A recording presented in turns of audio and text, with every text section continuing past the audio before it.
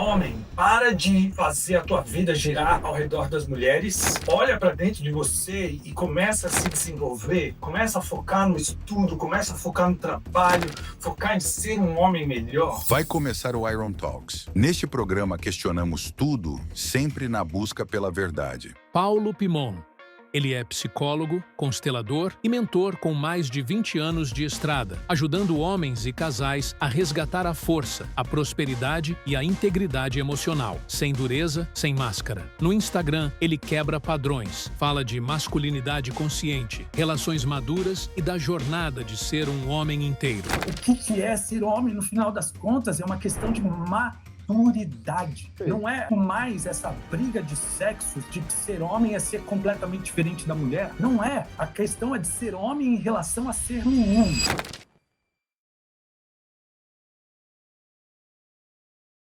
Paulo, movimento feminista acusa os homens de ódio às mulheres e de muitas outras coisas. O movimento Red Pill acusam as mulheres do problema da sociedade, das famílias hoje. Um fica apontando para o outro. Eu tenho um amigo que para mim é brilhante, genial, que é o Dr. Alessandro Loyola, que cuida de homens. Ele não é, obviamente, feminista, tampouco Red Pill. Eu acho ele uma pessoa extremamente sensata, de bom senso, que traz argumentos quase irrefutáveis. E as pessoas ficam com raiva por causa disso. Tanto feministas quanto Red Pill. E ele disse o seguinte: Felipe, o grande problema, eu não quero saber das mulheres. Eu acho que os homens, quando se posturarem e viverem como homens, as coisas se ajeitam naturalmente. Eu não sei se é tão simples a solução, mas eu queria entender contigo como psicólogo há 20 anos. A culpa dessa situação hoje vem das mulheres, através, sei lá, do movimento feminista, dos exageros, enfim, ou dos homens. Como você vê isso? De quem é essa famosa culpa? Vamos colocar a culpa em quem? Vamos colocar a culpa em quem?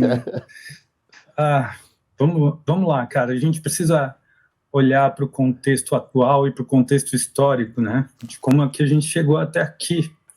Porque se o Red Pill é um movimento reacionário ao feminismo, o movimento feminista é um movimento reacionário ao quê, né?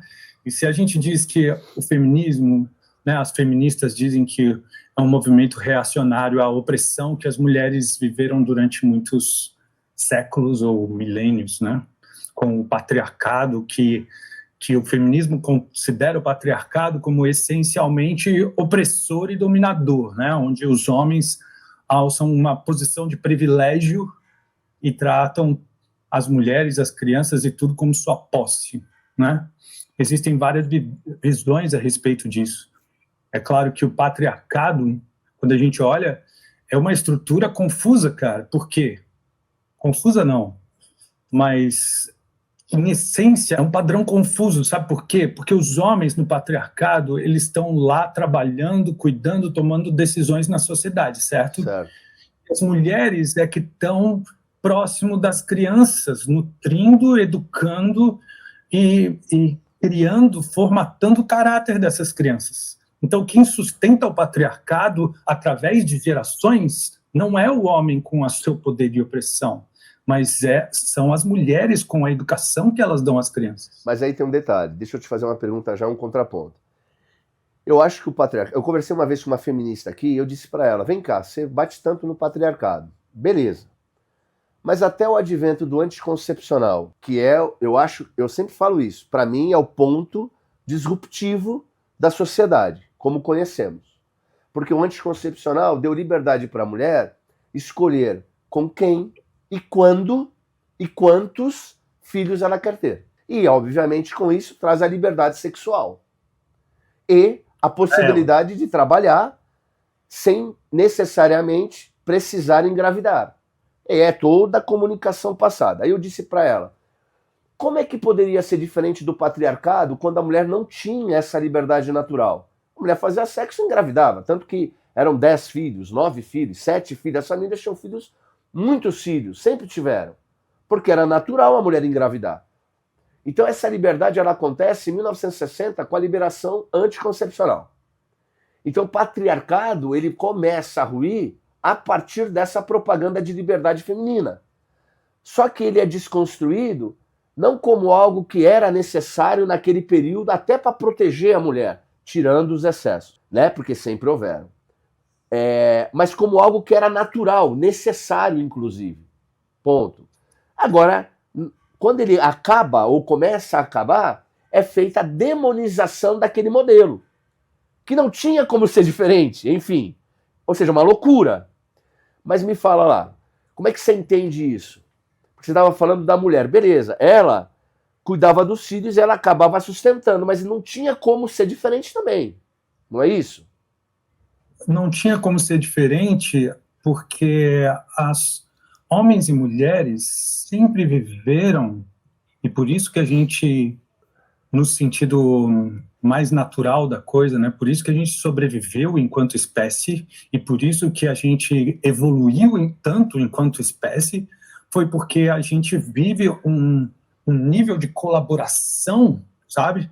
Um nível de complementaridade, quando o homem está nas suas características e qualidades, né, no seu potencial de características e qualidades, e entrega isso a serviço da mulher, e a mulher nas suas potencial, características e qualidades está no máximo da sua potência, entrega isso a serviço do homem, a gente constrói, então, uma sociedade que cresce, que evolui, que se desenvolve, né? Agora, Paulo, um minutinho, deixa eu te fazer, essa pergunta para mim é muito importante para ti.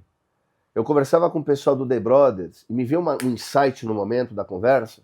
Eu quero fazer essa pergunta para você. Mas não é a nova realidade agora? Veja, como eu disse, o patriarcado era necessário, sem os excessos, que nunca deveria ter tido excesso. Mas ele era necessário, até para a proteção e viverem o potencial máximo de cada um. Porém, a realidade mudou.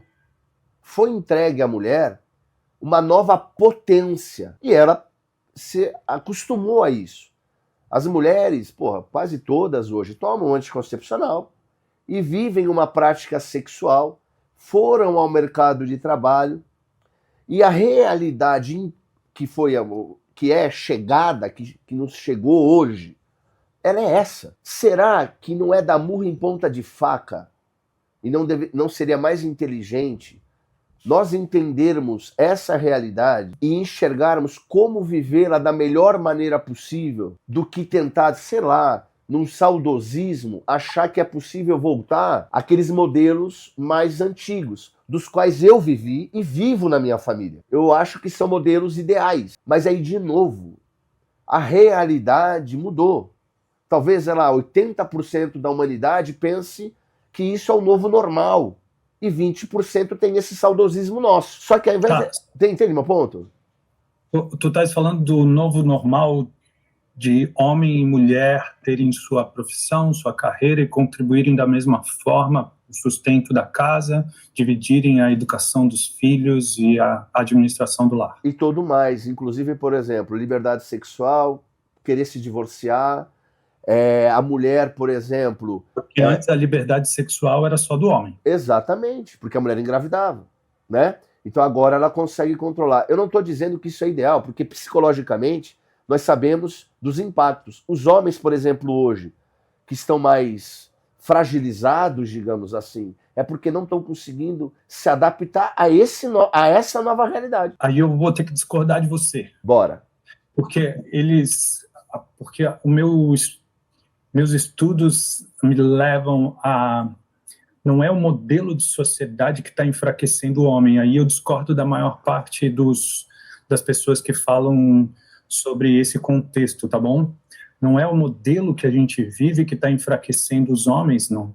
Eu entendo que os homens estão se sentindo desnecessários, mas o que eu percebo olhando para o contexto histórico e atual é que o homem está enfraquecido das suas características masculinas. E é verdade que a sociedade como um todo reprime, ou tende a reprimir, a vilanizar os aspectos masculinos do homem e enaltecer o desenvolvimento das características masculinas na mulher. Tá? Esse é o nosso contexto atual. Porque é um novo contexto. Verdade. É isso, então. Só que a gente a gente não pode culpar a sociedade atual, cara, porque a sociedade atual ela se tornou assim, e aí eu vou explicar por quê. Tá bom, vai lá. Se transformou desse jeito, principalmente a partir, para mim, muito mais do que a pílula, que foi sim uma grande revolução, porém tem algo que aconteceu muito antes, cara, que é a Revolução Industrial. Tá bom. Então, o que a gente tinha, cara? Durante milhares e milhares de anos a gente tinha a sociedade nômade, caçadora-coletora, sim, os homens responsáveis por ir à caça, certo? Nem sempre traziam, mas iam à caça, eles lutavam contra os animais para proteger a sua família, a sua identidade. Nessa sociedade, a base da alimentação não era a carne tinha, mas era de vez em quando, sim, sabe? Sim. Não era todo dia, não tinha geladeira para guardar, entendeu? No dia seguinte, não era, tinha, né? Então, a base da alimentação era as raízes, as frutas, isso era a base. Tanto que o utensílio que os cientistas descobriram mais antigo não era uma faca, uma flecha ou uma espada, era um cesto, porque essa era a base da alimentação. Tá? Havia a carne como alimentação, sim, mas não era assim abundantemente como a gente tem hoje. Na verdade, o homem tinha que correr atrás, tinha que ir para fora, tinha que ir para o meio da floresta, trazer a caça, mas muitas vezes quando alguns justificam essa questão de que o homem tem que ser provedor, e eu acredito que o homem é provedor, sim, tá? Mas esse peso exclusivo nas costas do homem de ser o único provedor, eu acho que muitas vezes justificado na sociedade caçadora-coletora, é um engano. Mas eu acho que o termo provedor, ele é mal utilizado e limitado. Quando a gente fala, por exemplo, do homem ser provedor, não é de dinheiro somente ou necessariamente. É a proteção, segurança psicológica e etc, etc, etc. É toda uma provisão em vários níveis e aspectos que o homem tem que trazer para aquela família. A presença de um homem forte na família, ela já traz essa segurança emocional. Né? Aí a gente tem que ver o que é esse homem forte, que não é força só física, também não é só a capacidade de fazer dinheiro, é a presença, é ele ter realmente uma presença forte que aonde ele está existe ordem. Exato. Sabe? Liderança. Isso. Exato. A presença de um rei, entende? Exato. A presença do rei, simplesmente presença dele, todo mundo abaixa a cabeça, todo mundo, sabe? Não é por causa da opressão que ele causa, é por causa da força de presença onde todo mundo pode relaxar. Não é medo, é respeito. Cuidado aqui. É muito diferente.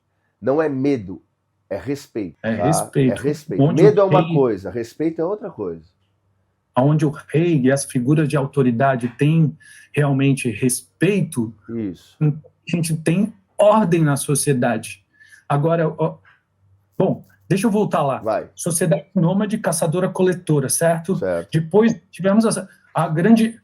Houveram várias, mas a grande revolução foi a revolução agrícola. Né?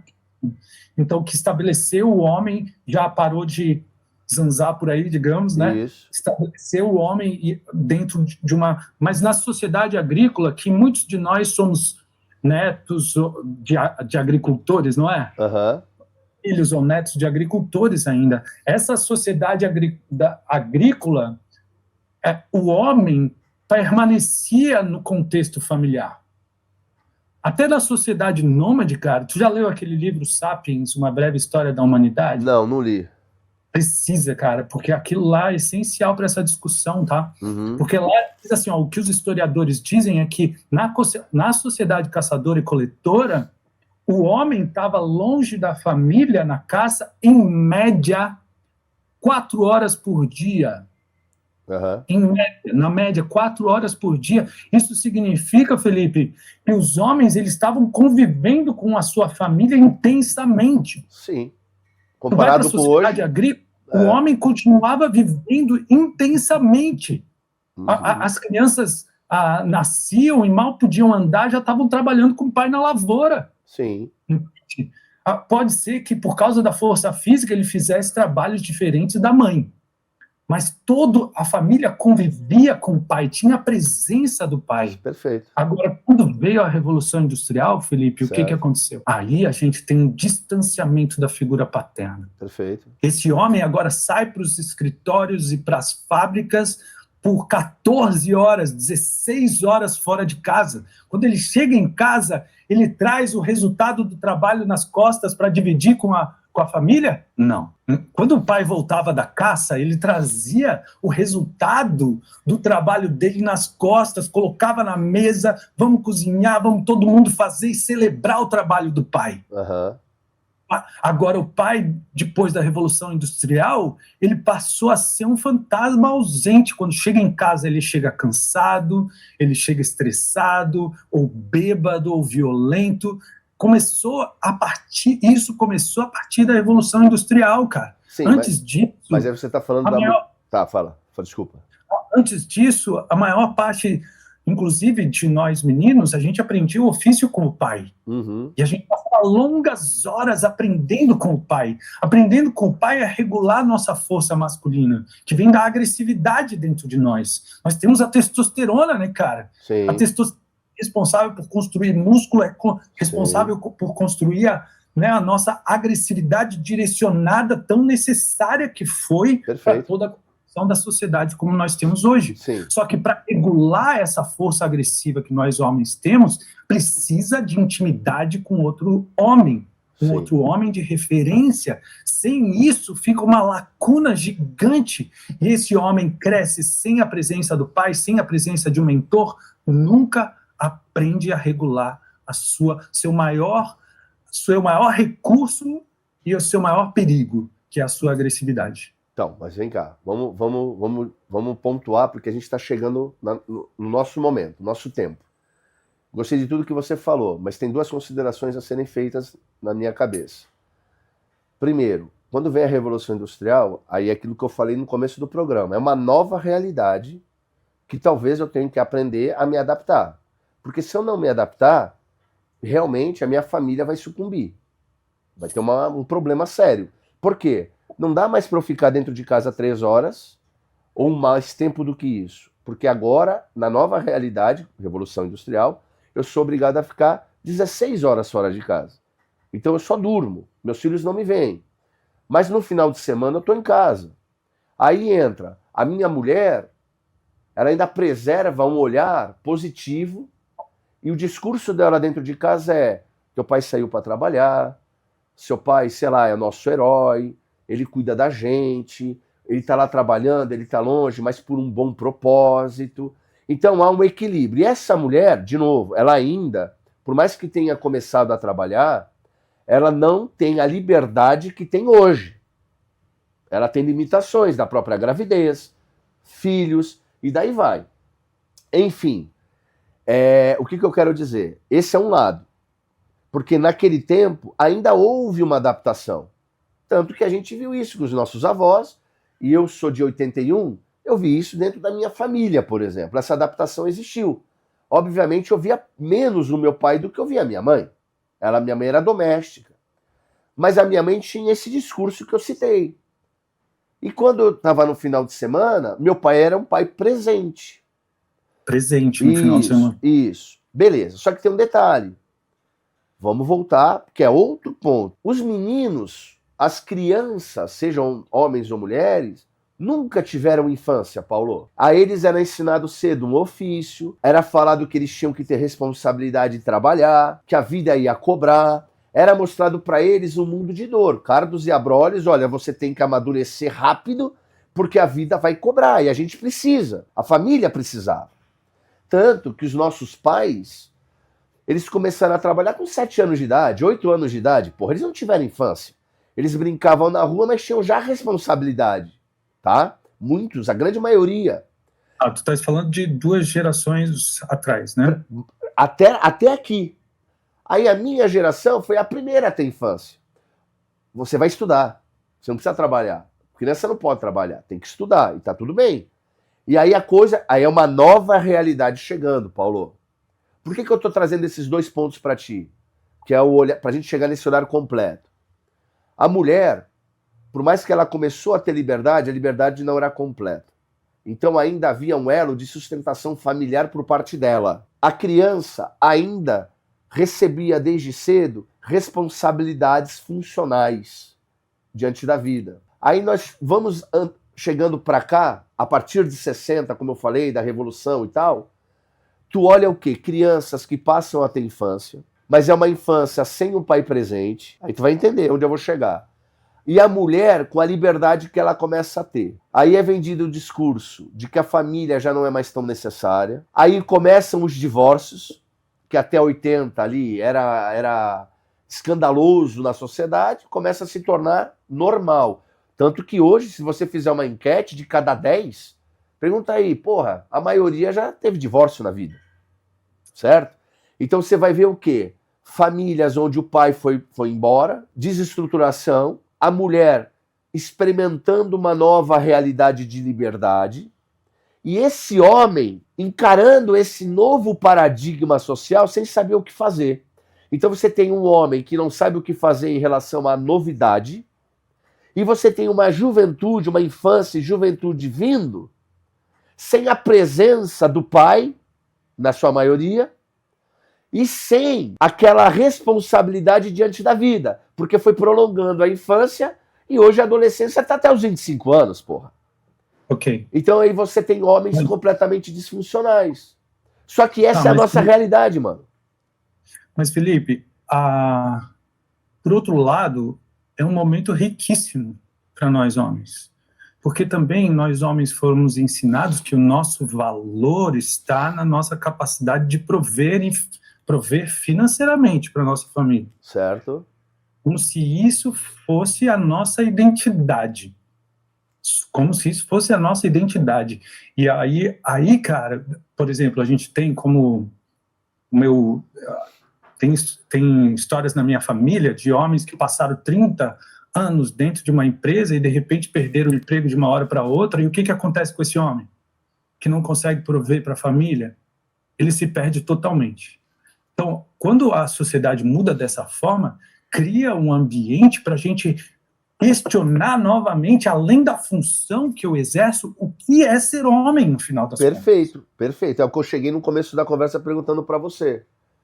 Porque as mulheres me perguntam, por exemplo, Paulo, é possível um relacionamento dar certo onde a mulher ganha mais dinheiro que o homem?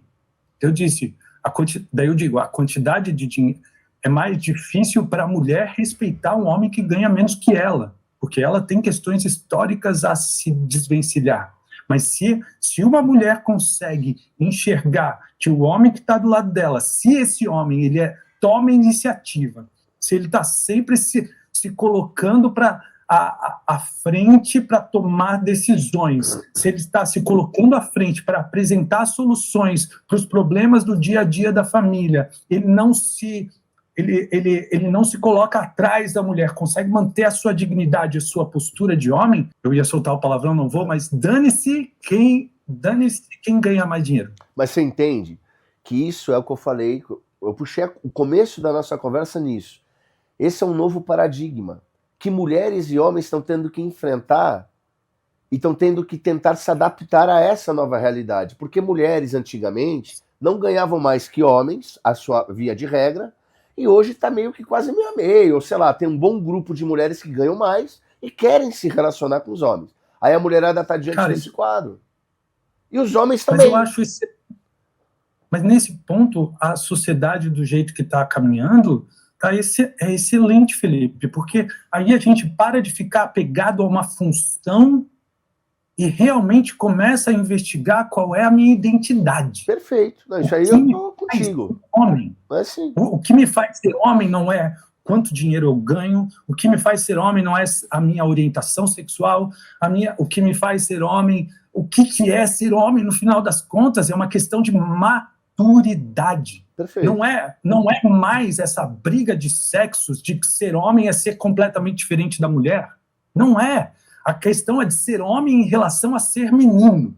A comparação que precisa ser feita é, eu sou um homem ou eu sou um menino? entende? É isso que eu trabalho com os homens e essa é a bandeira que eu levanto. O que a gente precisa trabalhar é para os homens resgatarem um caminho em direção à maturidade. E não é possível a gente criar uma sociedade com homens se a gente não resgatar a dignidade e a postura desse homem. Se a gente não tiver homens que sejam referência, como tem homens que os meninos olhem e digam, eu quero ser igual esse cara em tal aspecto, eu quero ser esse cara em outro aspecto, eu quero ser...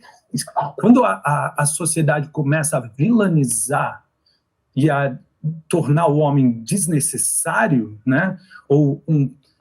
Olha o homem como um potencial agressor e violento e alguém completamente desnecessário, que algumas camadas do feminismo fazem isso, né? Querem jogar a imagem do homem no lixo.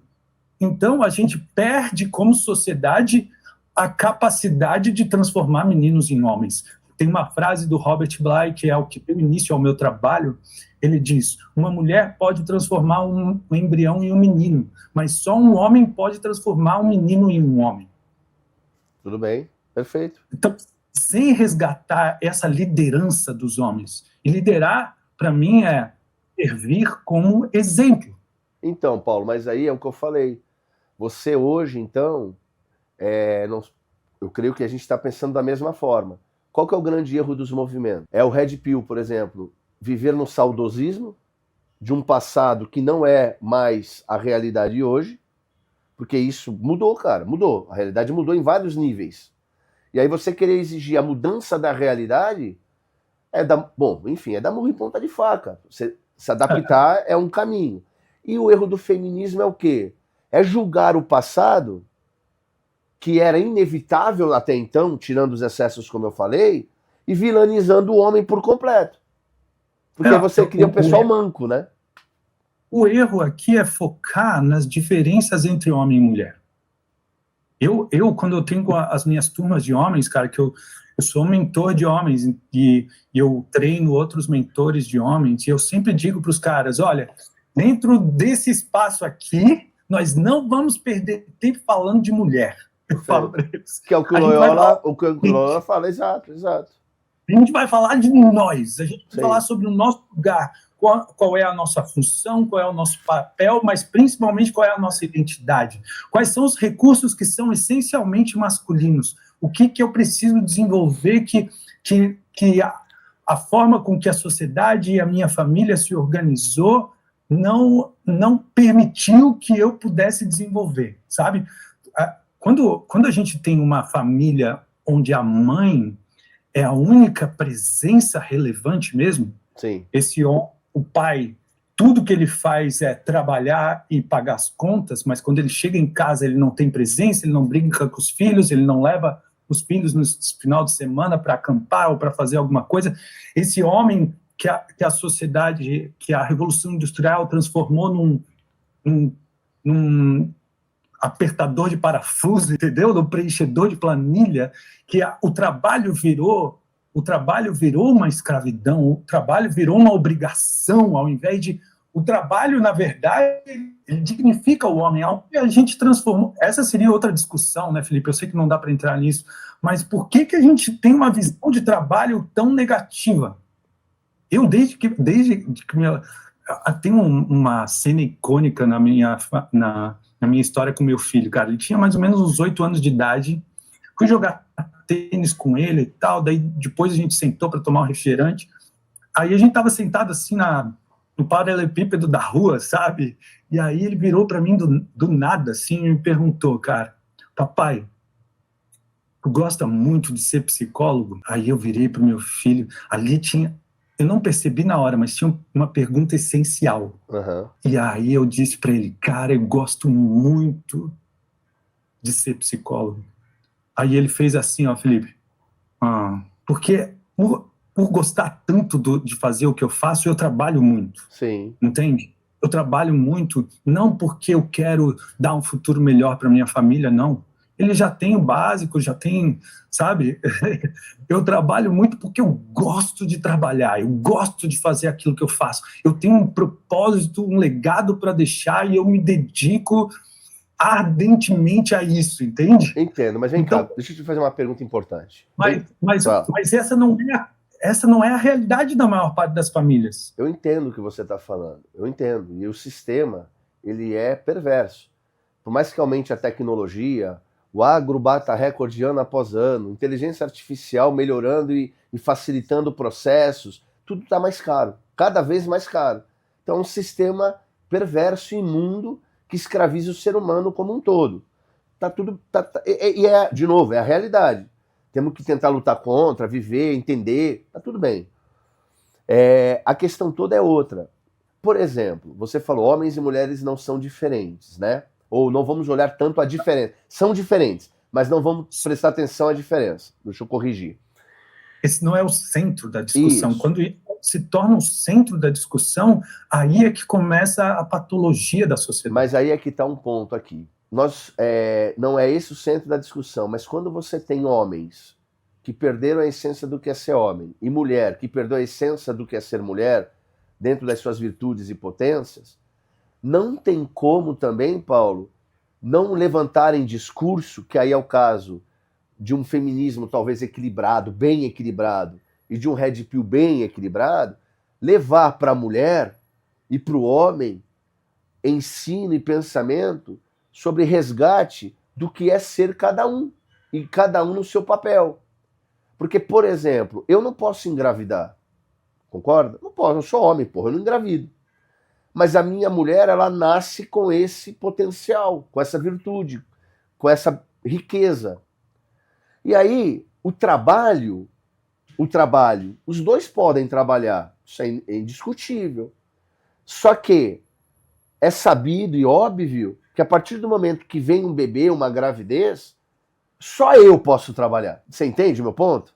Ou seja, é inerente ao homem o trabalho. Aí tu pode ir lá para a Bíblia, no começo do livro da Bíblia, você vai ver que a punição do pecado para o homem é o quê?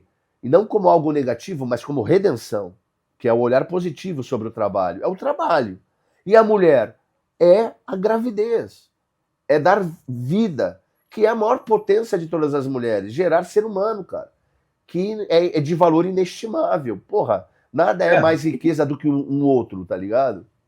Isso traz um certo equilíbrio entre o homem e a mulher, né? Porque a mulher, ela tem esse dom de servir a vida dessa forma, colocar o seu corpo em risco, né?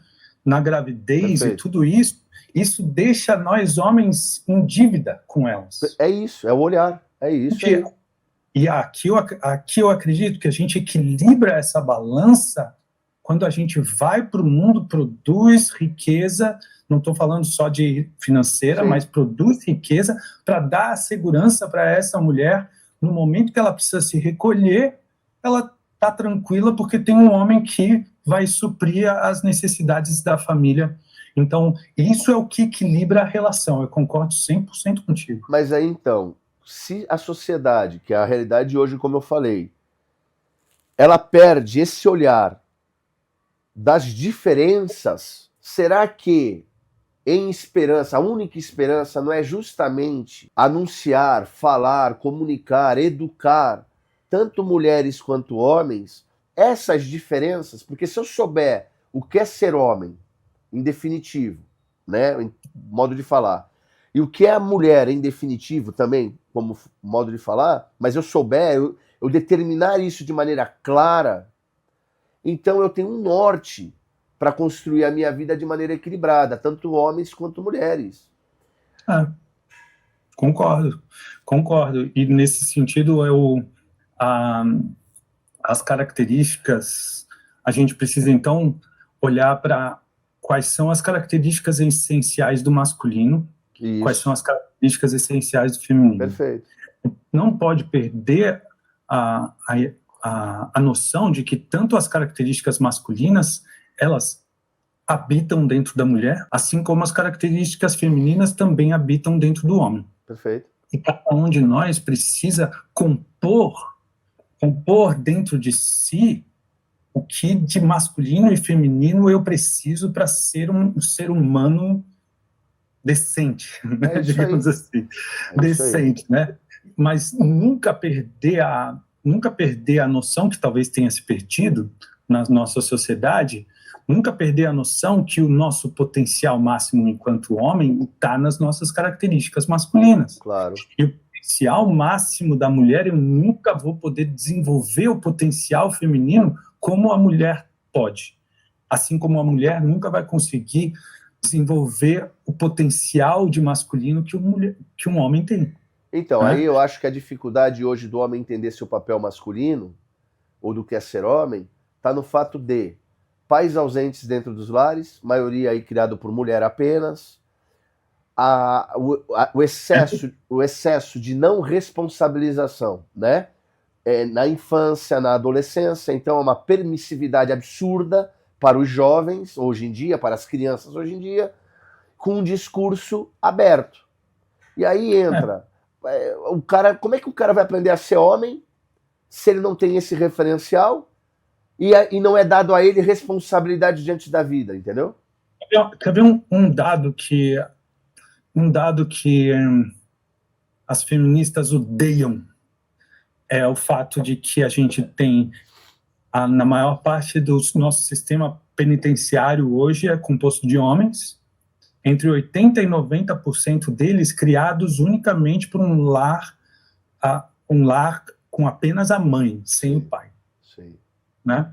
Então, é horrível e é desconfortável olhar para esses dados, né? Sim. Porque a gente tem, desde a Revolução Industrial, desde a Revolução Feminista, a gente tem dito a mulher é capaz de tudo, a mulher ela dá conta de tudo, ela faz tudo, e daí as mulheres estão exaustas porque tem que dar conta de tudo, e elas tentam o máximo possível criar o ser humano sozinha, porque o traste do pai não assume responsabilidade nenhuma, né? Tem todo esse contexto, ele abandona, ele solta, ele desaparece, ele é um bêbado, ou ele é sei lá o quê, né? Então, fica a mulher no centro e como única referência desse menino, que cresce sem referência paterna. Às vezes ele vai buscar onde a referência paterna?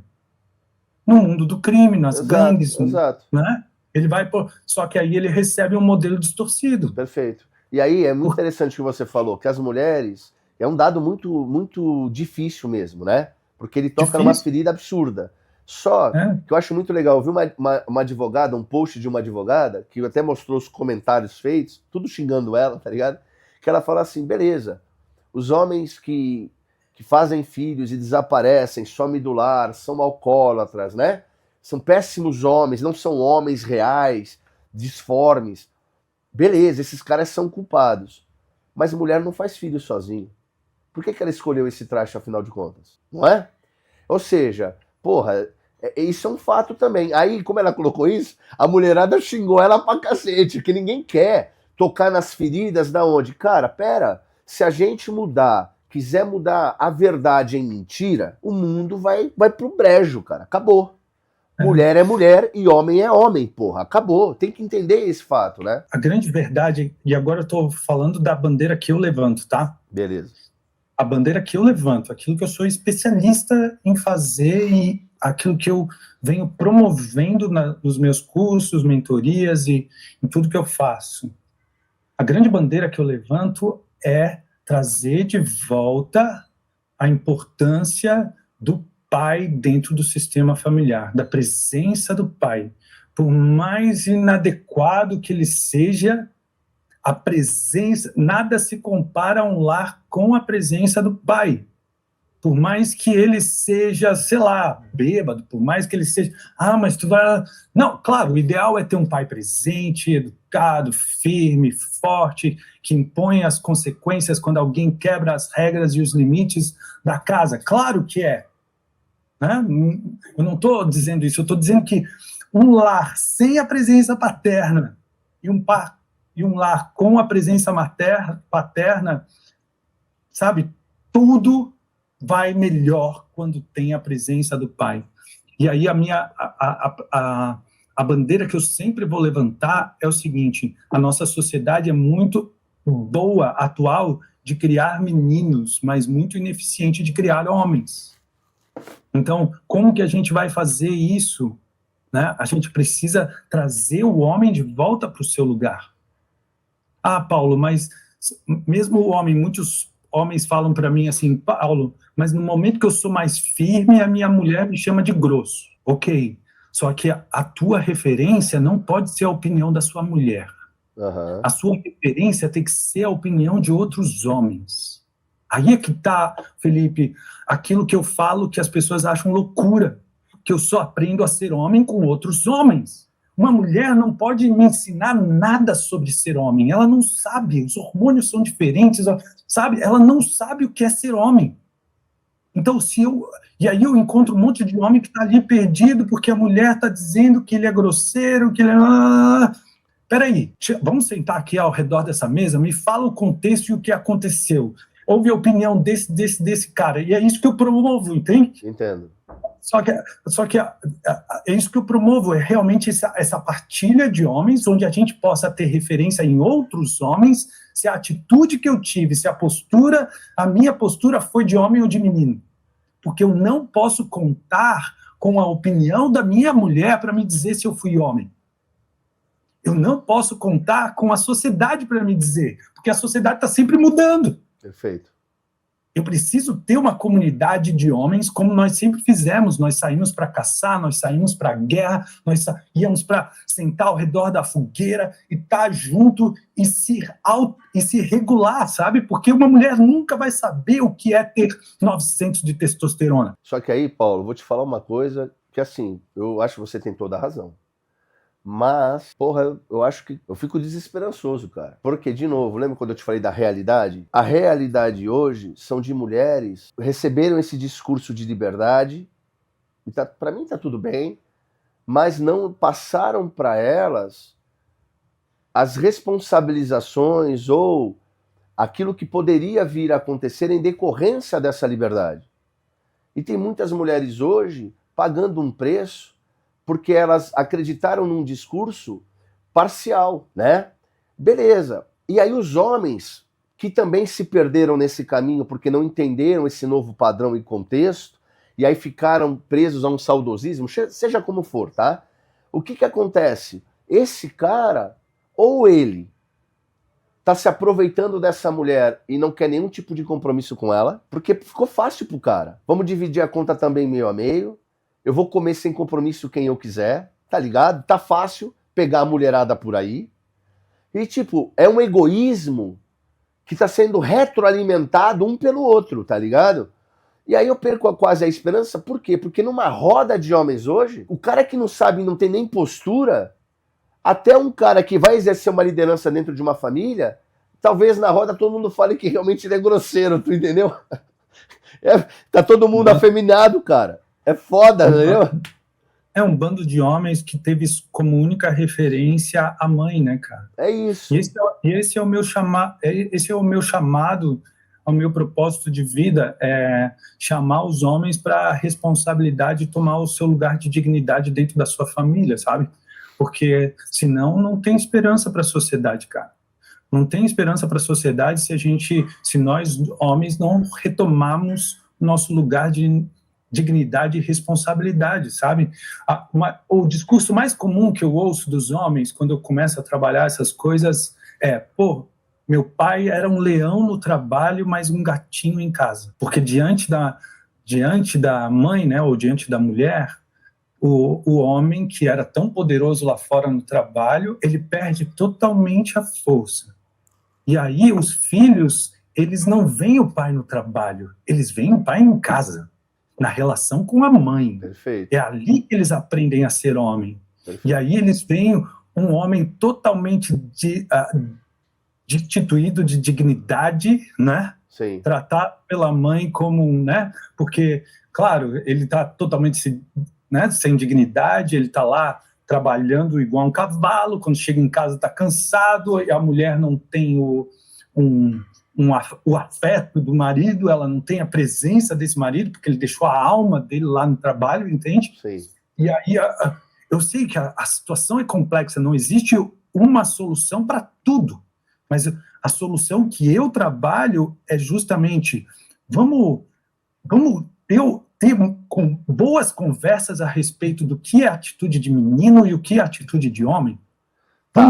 Vamos ter boas conversas e frequentes conversas a respeito disso, que quando eu tenho uma dificuldade de me posicionar, ao invés de ir para minha mãe, ir para minha mulher ou ir para minhas amigas, eu sento com um grupo de homens que eu considero como referência para mim e peço ajuda, entende? Não para ficar chorando de mimizento. A maior parte dos grupos de homens que eu vejo por aí são feministas, né, cara? Estão ali para desenvolver o feminino do homem. Eu não acredito nisso. Eu acredito que o homem tem suficiente de feminino. O que falta para o homem é de um masculino regulado.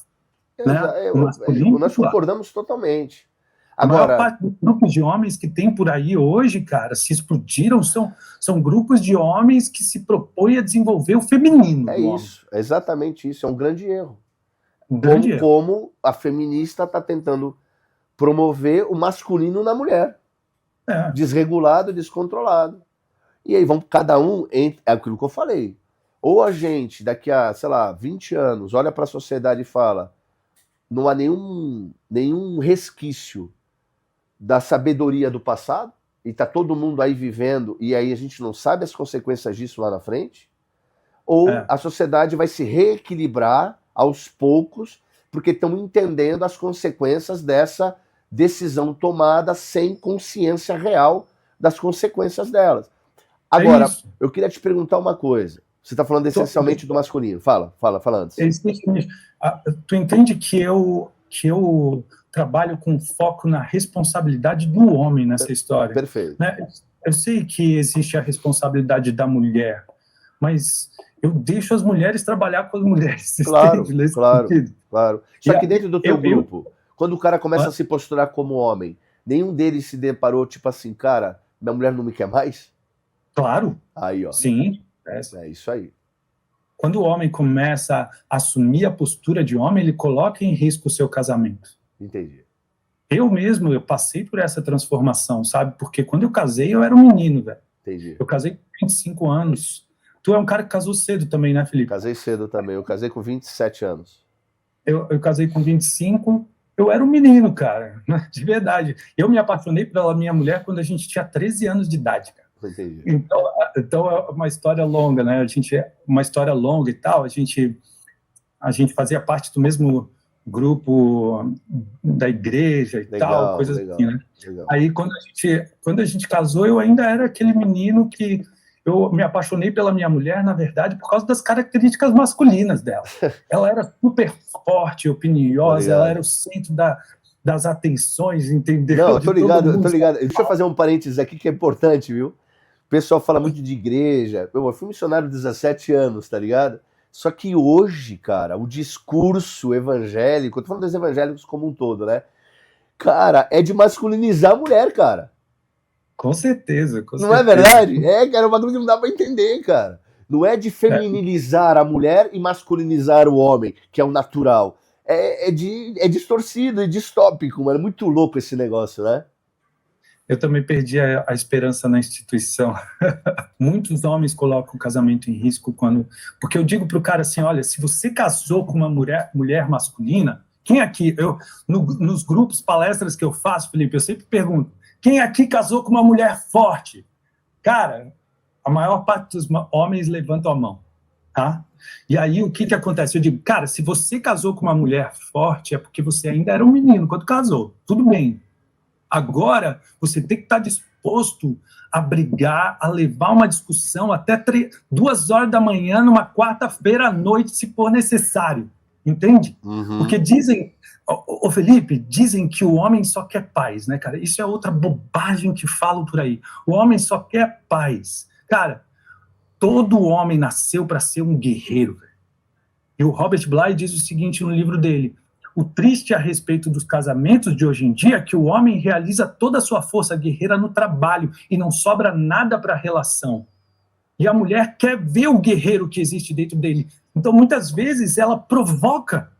Muitas vezes, a mulher provoca para ver se o cara tem força, entende? Ela não sabe o tanto de batalha que ele está vivendo no trabalho. Esse cara precisa viver Eu falo para os caras, tu precisa ter uma rotina de vida com atividade física, tempo para descanso, tempo para arejar a cabeça, porque quando você chega em casa à noite, Sim. você tem que chegar com força, você tem que chegar com presença. Tá perfeito. A sua mulher precisa disso, seus filhos precisam disso. Se você realiza toda a sua força no trabalho e chega em casa um caco, você não está sendo homem. E outra coisa, você está falando uma realidade psicológica da mulher, que é o famoso shit testing, tá ligado?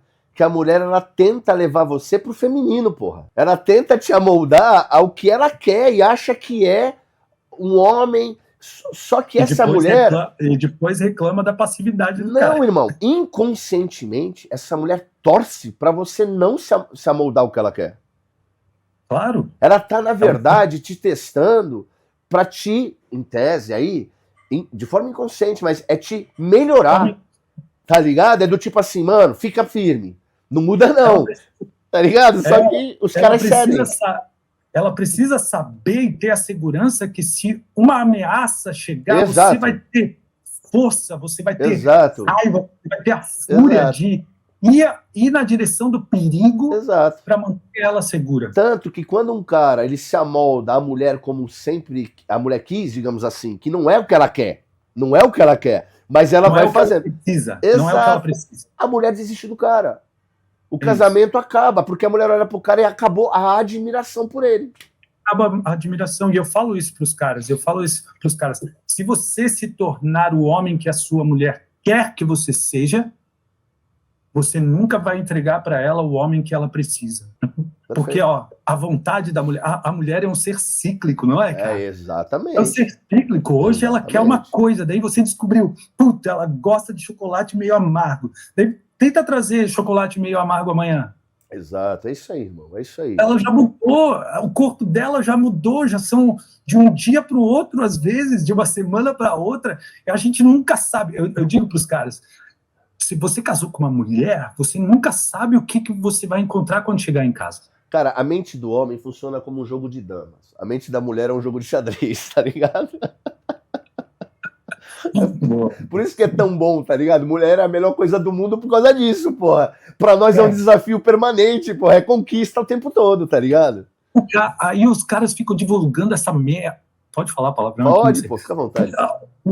Os caras ficam divulgando essa merda de que o homem quer chegar em casa e quer ter paz, quer o seu porto seguro. Eu digo, foda-se, cara. Você foi criado para ser um guerreiro. Existe a guerra do mercado de trabalho, existe a guerra dentro de casa, existe a guerra lá no computador do seu filho, que você precisa estar atento, entende? Ao celular do seu filho, que você tem que estar atento. Não é, você não nasceu para descansar. Perfeito, irmão. Você nasceu para ser um guerreiro e tal, o tempo inteiro pronto para sair para a guerra. Pronto para lutar. Essa é a sua natureza. Essa é a sua natureza. Então, quando uma mulher ela não sente isso do homem, o que vai acontecer? Ela vai testá-lo, vai provocá-lo, para ver se ele reage, para ver se existe fúria ali dentro dele, para ver se existe agressividade dentro dele. Não porque ela quer ser violentada, sim, mas porque ela quer saber que se uma ameaça externa surgir, ele vai na direção do perigo para manter ela e os filhos seguros. É isso que ela está testando, mesmo a maior parte das mulheres sem saber. Então, se o cara tenta se moldar aquilo que a mulher pede para ele ser, acabou. Aí ele perde a admiração dela. Isso. A mulher consegue moldar o homem aquilo que ela quer, ela perde a admiração por ele. Perfeito. Agora, Paulo... E aí, com a admiração sai o tesão, né? Porque uma mulher só consegue sentir tesão por um homem que ela admira. Exatamente. Aí vou para uma questão aqui, porque eu sei que por causa do horário a gente está indo para o fim, mas é uma pergunta pertinente. Ontem, quando eu gravei esse programa que eu te falei, que foi legal com o pessoal lá, até o pessoal Red Pill, eu sempre faço contrapontos, né? De maneira geral, e eles batem muito nessa tecla da mulher rodada.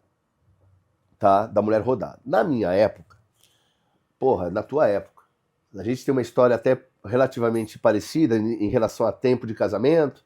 Eu tô 17 anos casado, não sei quanto tempo você tá casado. Você tá quanto? 21? 21. Então, é justamente a diferença de quanto a gente casou. Então, 17 e 21. E eu... Então a gente tem a mesma idade, tá de 81? Quanto a tua idade? Não, eu sou de 78. Ah, tá um pouco mais velho que eu.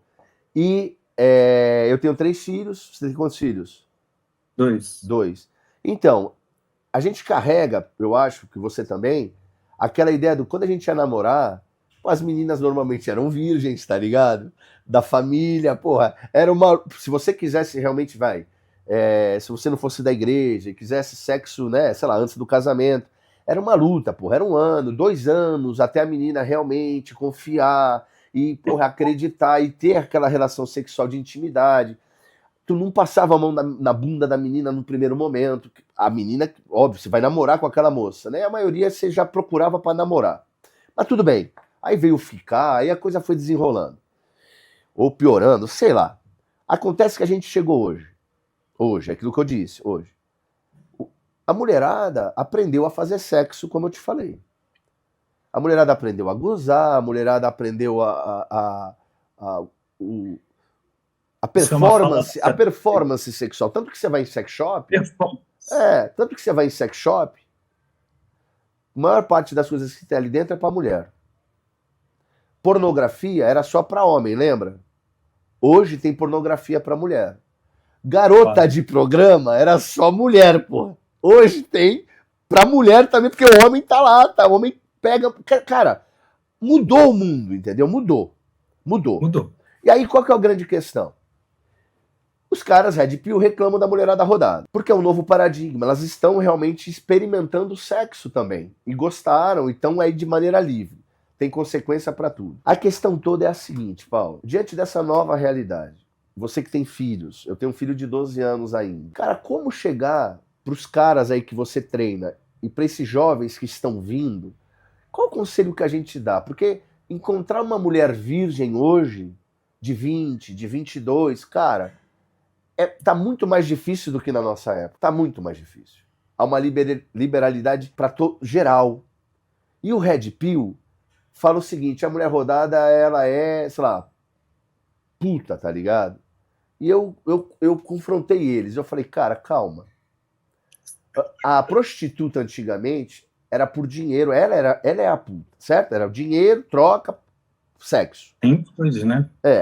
Ainda hoje. Aí eu falei, o homem nunca foi chamado de puto porque ele pegava várias mulheres. Não é verdade? Nunca foi. Agora, por que você está chamando essa mulher de puta? Porque ela está dormindo com vários homens. Veja, não é por dinheiro que ela está fazendo isso. Então, calma, porque você não quer ser chamado de puto porque você pega várias mulheres. Você nem acha isso ruim. Não estou dizendo que é o ideal. Por exemplo, a minha filha, o que eu vou ensinar para ela, que tem 3 anos ainda, mas eu vou ensinar para ela, é se preservar. Tá tudo certo, porque a mulher, quanto mais se preserva, melhor. É óbvio, é mais saúde para a vida. E homem é a mesma coisa. Eu não vou ensinar meu filho a sair pegando as mulheres. Eu tive só 3 mulheres na minha vida, e uma delas é minha esposa, cara. Eu não vou sair ensinando meu filho a ser o pegador. Não, cara, ele tem que olhar pra mulher com valor. É a filha de alguém, tá ligado? É a filha de alguém, porra. Tem que respeitar. Ele tem mãe, tem irmã. Valores eu vou passar. Só que você tá nesse momento agora pegando esses caras, esses jovens. Como é que eles reagem quando a mulher hoje chega e fala, pô, já tive 20 caras, 30 caras? Porque de repente alguns perguntam, né? Quantos caras tu já teve? Uma pergunta idiota, mas eles fazem. Qual é o teu conselho pra esses caras? Ô Felipe, eu, na verdade, a maior parte dos meus alunos, porque os caras de 20 e poucos anos, eles não estão interessados realmente, né? O cara de 20 e poucos anos, ele acha que sabe tudo sobre a vida e sobre o mundo. Verdade. Os caras que eu ajudo são 40 a mais, tá? Então, são homens de 40 anos mais. Eu sei pouco sobre essa geração mais nova, para te falar a verdade. Só as coisas que eu estudo, e eu tenho um filho de 15 anos, né? Uhum. Eu tenho um filho de 15 anos que ele tá entrando nessa de ficar com uma menina aqui, uma menina ali também, né, e tal. Então, a coisa que eu sempre ensino pro meu filho é, cara, tenha certeza que você tá com alguém que tá sabendo o que tá rolando entre vocês, né? Uhum. E toma muito cuidado, porque daqui a pouco tu pode estar brincando com o coração de uma menina, usando ela. Perfeito. E E cadê o caráter do homem, né? Cadê o caráter do homem, né? Que não objetifica a mulher. Ele quer construir uma família. Caráter. Porra, cara, isso é princípio, mano. Eu não sou muito moralista com meu filho, não, tá? Tá. Eu acho que ele precisa se divertir. O que eu mais me preocupo em relação ao meu filho é se ele tá com boas amizades, cara. Porque conhecer os amigos dele, conhecer a família dos amigos dele, para mim é mais importante do que ficar cagando regra em cima da cabeça do meu filho, sabe? Não, isso aí, essa é outra coisa. Veja, moralismo tá errado, mas princípios têm que ser trazidos. Princípios de respeito. De respeito, né? Porque, veja bem, a menina quer dormir com o cara, ela é livre para querer. E o cara é livre para ficar com ela, tá tudo bem. Quando dois querem, tá tudo certo. Consequências. Aí é que eu tô falando. Porque, por exemplo, ele fez sexo com a menina, não importa, ela pode engravidar, porra. Não existe nenhum método 100% garantido. Aí esse cara tem que estar pronto, pelo menos, para cuidar de uma família, tem que ter maturidade para isso, etc. E aquela mulher, em tese, teria que ser uma boa mulher, porque se não for, o filho desse cara tá ferrado. Quem vai pagar o preço é a criança. É a criança. Entendeu? Então, é o que eu falei, é uma destruição. Então você tem que passar liberdade, sim, com as consequências do que pode advir dela. É só isso, não é moralismo. Eu sou contra também, total. Assim como você, a igreja hoje, para mim, funciona de outra forma, tá? Eu acho que as gerações mais novas, elas têm cada vez mais... Isso já começou na nossa geração, na verdade, cara. Quando a gente olha ao redor, muitos dos nossos amigos, o que aconteceu, cara? Sabe, essa coisa de ser criado por uma presença materna muito forte fez com que a gente crescesse aprendendo a terceirizar a responsabilidade. Perfeito. É o pai que normalmente vem com essa mão firme para impor as consequências. Exato. Mesmo quando é a mãe que faz isso, impõe as consequências, fica algo distorcido. Se não é o pai que é a lei dentro da casa, impõe as regras e as consequências, sabe? Se o pai não tem essa presença, algo na identidade desse menino não amadurece. Eu acredito nisso. Entende? Sim. E aí a gente tem esses meninos de 30 anos, de 40 anos, que estão o tempo inteiro terceirizando a responsabilidade pela sua situação de vida atual, né? Autorresponsabilidade se aprende com uma postura masculina, com referências masculinas, certo, na sua vida. É por isso que é tão importante a gente resgatar a dignidade do homem na nossa sociedade, cara. Porque realmente a sociedade... Lembra, eu vou voltar lá no começo. A gente só chegou até aqui enquanto ser humano por causa da colaboração entre homens e mulheres. Certo. E o lugar do homem dentro da família é esse. É aquele que fala firme, é aquele que impõe as regras e que sabe, impõe as consequências quando os limites e regras da casa são quebrados. Se isso fica tudo no colo da mulher, a gente cria filhos imaturos. Perfeito. Paulo, tu já entendeu aí que a gente tem que repetir esse papo? Porque tem muita coisa pra gente conversar, o horário bateu aqui, né? E você tem um compromisso, perfeito. Quando você estiver em São Paulo, vamos fazer presencial, por favor. Eu acho que vale, vai ser demais. Quero te agradecer pelo papo, por tudo, por esse momento maravilhoso. Peço que você deixe uma mensagem para o pessoal de casa. Na sequência, eu finalizo o programa. Mas assim, irmão, papo bom pra caramba. E como eu disse, dava para dar... Porra, aqui a gente ia longe agora. Agora a gente ia embora. Mas a gente chegou num diagnóstico. Acho que a gente conseguiu ver o problema e entender como tentar resolvê-lo, pelo menos. Acho que está muito bom. Te agradeço. Se você puder aí deixar uma mensagem para o público, na sequência eu finalizo. Muito obrigado, irmão. Valeu. Eu sempre vou levantar a bandeira da gente trazer de volta o pai para o coração, sabe? Não importa o que aconteceu com seu pai, não importa, sabe, que tipo de homem ele foi, a presença dele, ele foi essencial para a sua vida, e você só é homem ou mulher, ou você só existe porque você tem um pai. Se não fosse aquela mulher e aquele homem, você não existiria. E com ele você tem um portal de acesso às características do masculino. Se você se permitir abrir o seu coração para a chegada do Pai novamente, mesmo que ele tenha sido bêbado, mesmo que ele tenha sido ausente, mesmo que ele tenha traído a sua mãe, não importa. Se houver um caminho de reconciliação disso, então existe esperança para a gente retomar uma imagem de dignidade do homem na nossa sociedade. Perfeito. Paulo, muito obrigado. Você que nos acompanhou até aqui, se inscreva no canal, ative as notificações, deixe um comentário carinhoso para o Paulo. Se é para algum Red Pill xingar, pode me xingar, não tem problema. Tô acostumado pra cacete. Cara, eu posso até falar bem do Red Pill, vai ter Red Pill me batendo. Então eu tô acostumado, pode xingar à vontade. Agora, lembre-se, a gente não está falando de homem ou mulher, nós estamos falando do ser humano. O ser humano é precioso em si. Agora, cada um de nós vive a sua própria consciência e deve viver o seu próprio propósito, que é o seu papel em vida. E se você viver em verdade, você terá paz ao longo da jornada, ainda que em meio a dores. Se respeite, se conheça, busque a verdade e todas as coisas cooperarão para o seu bem. Tá? Deus te abençoe, um beijo e até um próximo programa. Muito obrigado, pessoal. Valeu!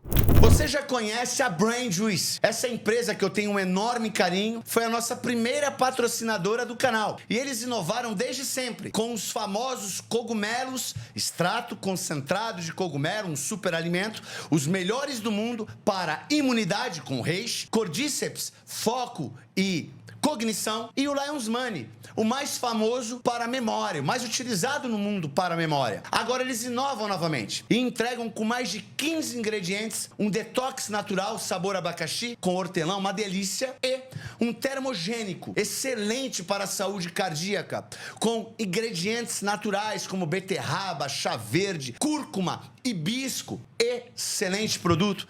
Eu confio na Brain Juice. Entre no site deles, digite lá o cupom IRON10, ganhe seu desconto e tenha suplementação de verdade.